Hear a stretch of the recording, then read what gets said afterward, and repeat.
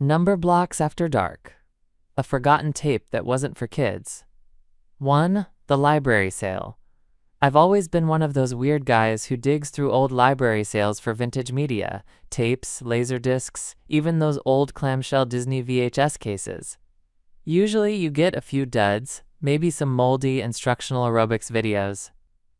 But one weekend at a church rummage sale in upstate New York, I came across a cardboard box labeled, "For disposal, do not shelf."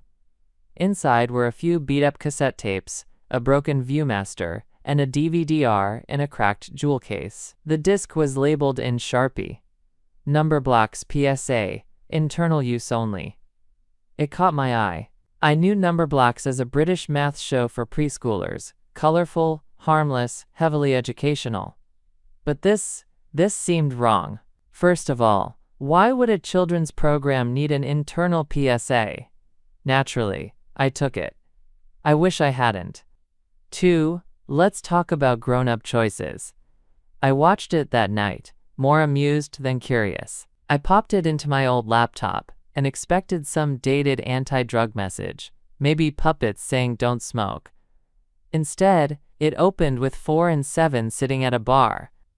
Yes, a bar. The background was still Numberland, but it had changed. Dim lights, a single jazz track looping on a detuned piano, and a shelf full of bottles. 7 turned to the camera. "Hello, friends! Today we're going to learn about adult decisions." He said it with a wink. 4 pulled out a lighter. "That's right, let's talk about smoking and drinking." I thought maybe it was a parody, an animated joke. The audio quality was warped, like it had been ripped from a VHS, and the animation was stiff, almost like the models were deteriorating frame by frame. 7 pulled a cigarette from behind his block ear.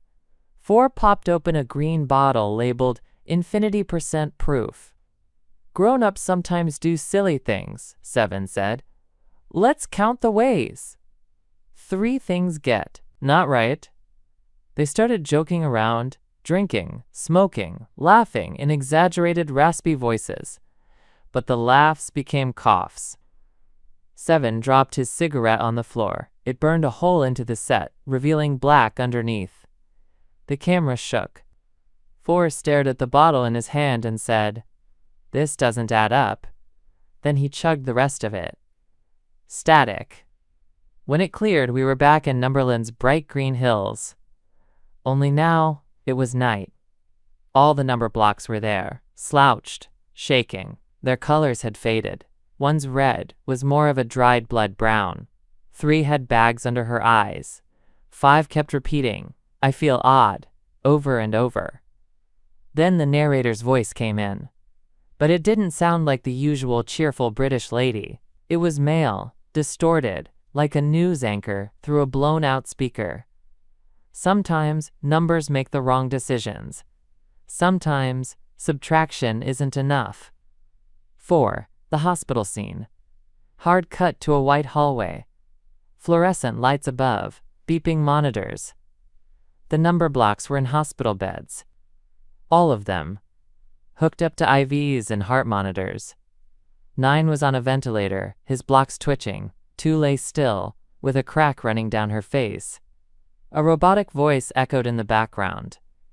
"Error in integer stability. Data types collapsing." 4 tried to sit up and muttered, "I thought I was being grown up, but now I'm smaller than 1. The camera panned across them, each one more distorted than the last. 3's eye was gone, replaced with a spinning loading symbol. 6 was split in half, her segments flickering between numbers. Then we saw a 0. Standing at the foot of the bed. Smiling. Silent. 5. The final message. The video glitched. For a few seconds the screen went black, then flashed a red spiral made of numbers, slowly rotating. A message appeared in white courier font. They wanted to subtract the pain. But you can't divide yourself forever. Then static. Then the final image. 7's face, pale and blurry, eyes looking directly at the viewer. he said, slowly. Don't make our mistake. Stay whole. Then the screen tore itself in half, like celluloid melting, and the disk ejected from my laptop without me pressing anything. 6. Follow-up. I tried to research it. I contacted BBC archives, dug through forums, even reached out to an animator who used to work on Numberblocks. He told me no such PSA existed. He also told me that, internally, there had been rumors of an unaired mental health awareness episode, but it was allegedly pulled after the test animation unnerved a panel of child psychologists. I still have the disc, but now when I put it back in, it doesn't play the same footage.